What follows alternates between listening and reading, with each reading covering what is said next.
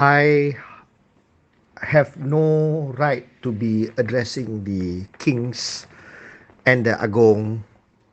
So therefore, I hope this voice note sampai pada all the advisors to the Agong and to the Sultan-Sultan.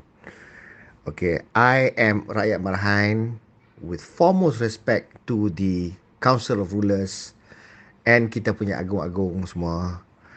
Uh, without a doubt, kita uphold kita punya constitution, keluhuran perlembagaan, at the same time kedaulatan undang-undang dan raja-raja. Jadi kita kena hormat raja-raja semua. It's not because I have special love for the kings, tapi kita punya sistem is sistem beraja. And we have to akur, because if we unravel that constitution, anarchy will be the outcome. Jadi as far as Agong is concerned, kings are concerned, they have been wise. They are even wise in the recent punya development where they say they ban political figures from giving sermons in mosques. Kenapa? Sebab the reason dia tu. Mosque is tempat beribadat, tempat suci. Orang pergi to go and have tranquility, peace to beribadat. Not to be laden with a political agenda, hatred, spreading of enmity, and mengkafir-kafirkan orang, and that become the base for the politicians to politics and to advance their thirst for power punya agenda. Okay, so of late, recently, Sultan Terengganu has already banned anyone from giving political sermons in the masjid. But we have a preacher, Tok Guru Hadi Awang, just because dia banyak pengikut, he says no, he will still do so. Tak ada masalah, apa salahnya? Yeah, the point is memang tak haram to give sermons in the mosque. Tetapi dalam Islam juga, kita patut patuh pada Allah, pada Rasul dan ulul amri di kalangan kita. Ulul amri means the leader, people vested with authority among us. We are also to comply, especially if the authority above us is ordering things, mentitahkan benda that is for the betterment of the country. Jadi kalau Hadi Awang boleh buat, orang lain pun boleh buat juga, boleh spread political belief dia. And does that become okay? Tak kan? Jadi the rule must apply blanket. Bila dah ban, and the Islamic authorities under the wing of Sultan Terengganu dah kata tak boleh, Hadi continue to flout. He does as he like. What message is that sending to other bigots and other people who are refusing to dengar cakap Sultan dan dengar cakap the authorities? Are people above the law? So my question is, authorities Terengganu apa? What are you doing? Sultan dah titah tak boleh. You make a rule, orang tak ikut, you tak enforce ke? Not even a word.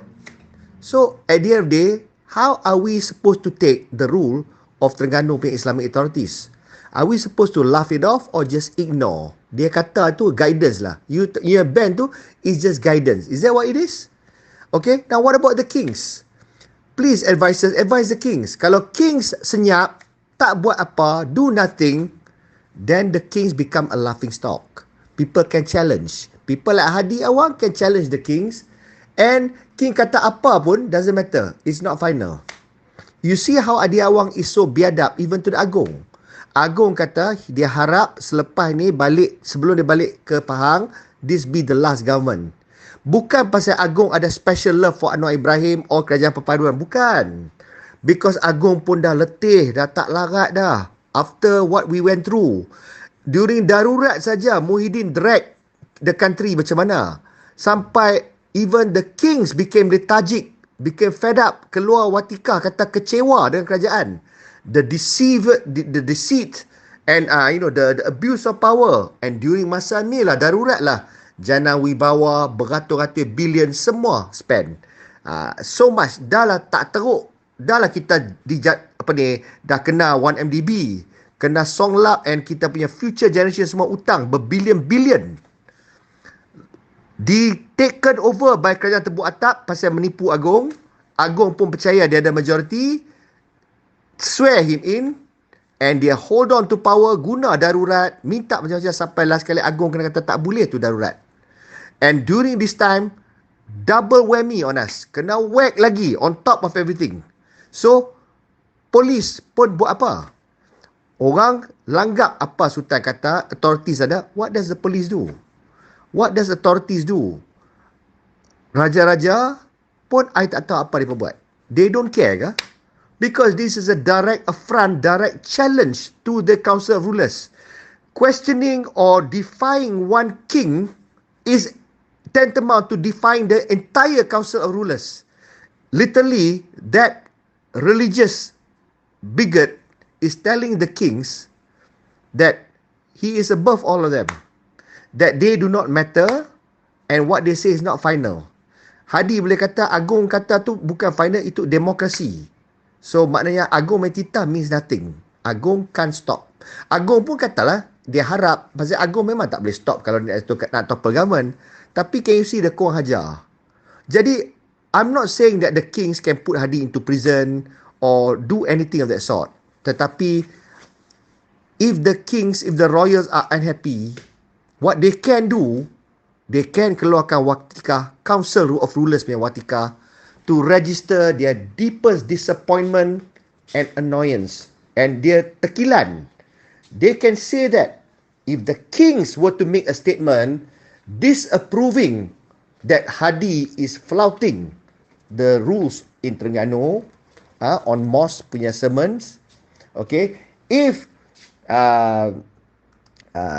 the police can actually haul up and ask Hadi, why are you doing this? If the Islamic authorities can at least give a letter and say a final warning, failing which we will take action.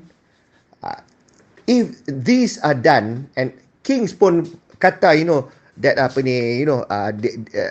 kecewa, they are making statements, but kalau they give a loud statement, Melayu pula nampak, orang Islam, penyokong PAS pun akan nampak that the king has already shown their displeasures. The kings have to do that. Because kalau tidak, tak ada hormat lah. There's no hormat. Rakyat pun takkan hormat the royals. Because Hadi Awang being one rakyat can just do as he likes. Lepas ni kalau orang lain buat macam mana? Kalau orang lain buat, how? What if kalau masjid jemput DAP pergi and bagi political speech dalam tu? Ataupun bagi tarbiyah. Not Islamic tarbiyah, tapi benda-benda about good governance. Benda-benda yang ada nilai-nilai Islam. So, boleh pula kan? Kan tak boleh? DAP lain tapi PAS boleh. So, again, people are looking at this. Jadi, I just hope kalau sampai kat telinga advisors of the royals, please advise tuanku sekalian, you guys have to do something about it. You have to act. You have to at least make a statement. You have to register your foremost displeasure, because otherwise, you cannot allow religious bigots to make a mockery and desecrate the sanctity of the council rulers. I can't stand for that, and I think, this nonsense need to stop. This politicking needs to stop, and and here we have somebody who say that he wants to topple the government, and at the end of the day, all the Agong ni semua apa? Tools ke? Okay, untuk dia bila-bila dah Agong step in, Agong save the day to form the kerajaan perpaduan. Dah lah Perikatan Nasional punya kurang hajar, in not so indirectly giving the middle finger to Agong to say not prepared to bekerjasama dengan PH, and so much so the smaller component parties had to be requested to form the government, and Alhamdulillah there is a perpaduan government.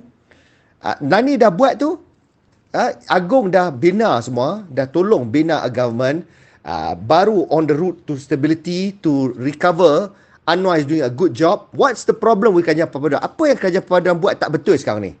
How are they doing wrong to the country now? They are developing the country. Rakyat susah. They are doing things to make things better, on the path of economic recovery. justice is being upheld, corruption is being weeding out the corruption. We are moving to the right direction. Datang seorang ni pasal dia matters of power, dia nak topple government. Whatever they want to do lah. They want to offer premiership to Sabah ke Sarawak ke. Complete disregard to what Agong has declared dia nak buat. Dia tak nak dah new government. Enough dah. Dia tak mau dah swear kerajaan tembok atap. Tak. Buat juga. So at the least lah, okay. Memang there's nothing that Agong can say that can stop the constitutional punya rights of parties to form government, to topple government. Okay. Tapi at least register the displeasure. This is what I think patut sangat. And kalau whatever I'm saying ni offend the kings, I really minta maaf. I mean no disrespect. I'm saying this out of respect for the council rulers.